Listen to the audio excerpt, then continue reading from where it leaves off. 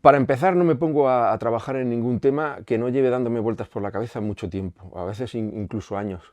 Para una novela, un relato no, porque un relato se puede escribir en menos tiempo, en una semana, incluso en un día, pero a veces en meses. Una novela tiene que ser algo que el interés por el tema que eliges se mantenga en ti como mínimo un año, 2 o 3, que es lo que vas a tardar en escribirlo. Entonces tiene que ser muy, muy interesante para que ese interés no se desinfle a lo largo de ese tiempo, que es lo que suele ocurrir.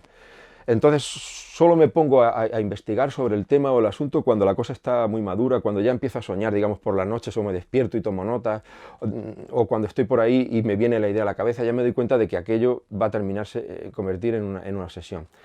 Y al principio trato de empezar a tomar notas y a documentarme, no a tiempo total, es decir, estar haciendo otras cosas y a ratos libres voy leyendo, voy documentándome, voy haciendo fichas de personajes, sinopsis y demás, para tener la sensación de que aquello es provisional y que no estoy dedicando una parte muy importante de mi vida, que al final puede que aquello no vaya a ninguna parte. Son muchas, principalmente vivir otras vidas, transformar la realidad y convertirte como una especie de dios literario que lo controla todo. Por lo general, cuando uno escribe es porque no se encuentra, digamos, en armonía con el mundo. Cuando uno es feliz y es rico y viaja y demás, lo último a lo que se dedica es a escribir.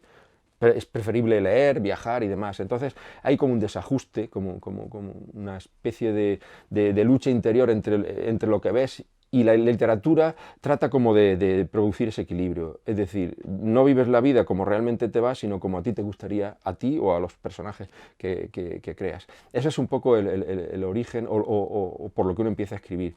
Y cuando eso se consigue, cuando creas otros mundos, cuando tú te metes, sales del tuyo y entras en otros, hay pocas cosas que se puedan comparar con esa satisfacción.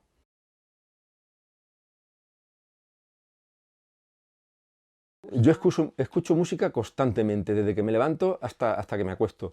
Salgo a caminar y camino con música, y escribo todo el tiempo con música.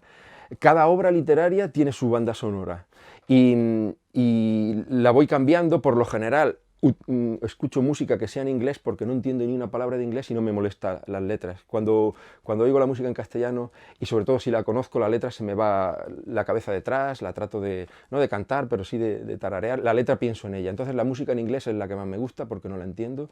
Y oigo de todo. Cojo cadenas en internet extranjeras, temáticas, de rock, de jazz, de bossa nova, de todo lo que... La música clásica también me gusta, pero digamos que la música para escribir que más me gusta, o en los últimos 2 años más estoy utilizando, es la bossa nova. Yo creo que el estado de ánimo a la hora de escribir es importante. Un día, tomar café o no tomar café, lo veo, a mí me afecta, porque estoy como más animado o menos animado, y la música también. Hay determinados tipos de música que me generan un estado de ánimo, no que yo lo controle, pero sí lo sé reconocer. No es lo mismo cuando oigo a Tchaikovsky que cuando oigo a Toquinho o a alguno de la bossa nova. Ese estado de ánimo yo creo que se refleja a la hora de escribir. ¿Cómo sería una obra si la escribo con bossa nova o con jazz? La diferencia no la sé, pero yo creo que habría diferencia.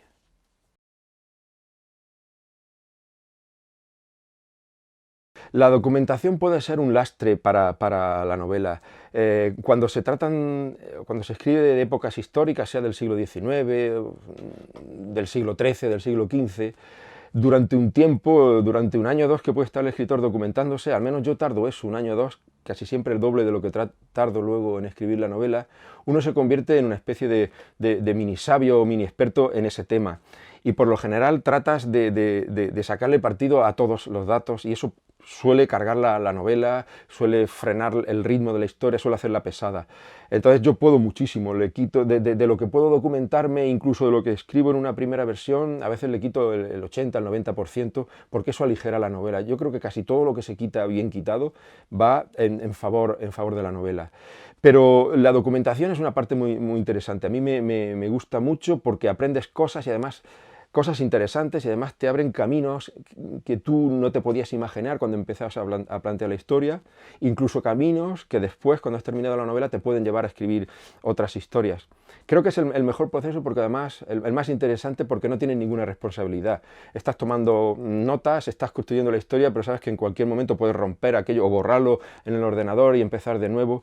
No es lo mismo que cuando estás escribiendo, que tienes la sensación de que aquello va a perdurar un poco más, que tampoco tiene por qué ser así, porque los borradores al final se eliminan incluso hasta del ordenador, pero la documentación es como si tuvieras menos responsabilidad a la hora de escribir. Además son notas y simplemente vas buscando el tono para escribir, estructura, sinopsis y ese tipo de cosas.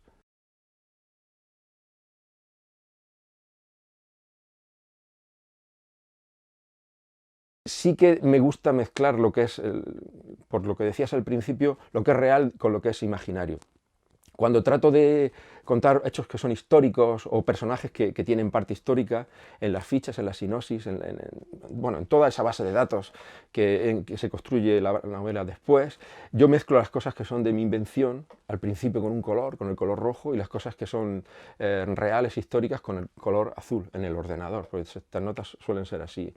Y cuando ya está muy avanzada y empiezo a escribir, lo paso todo, digamos, a negro, todo pasa el mismo color, y cuando estoy avanzando, cuando termino la novela, verdaderamente hay momentos en que no sé lo que me he inventado y lo que es real. Y ahí es cuando uno disfruta. Porque incluso cuando te preguntan y quiere la gente saber, te ves apurado para saber lo que era realidad y ficción. Y uno de los mayores placeres de la escritura es mentir y engañarte incluso a ti mismo, porque ahí terminas creyéndote tus propias mentiras que al principio las tienes incluso claras por los colores.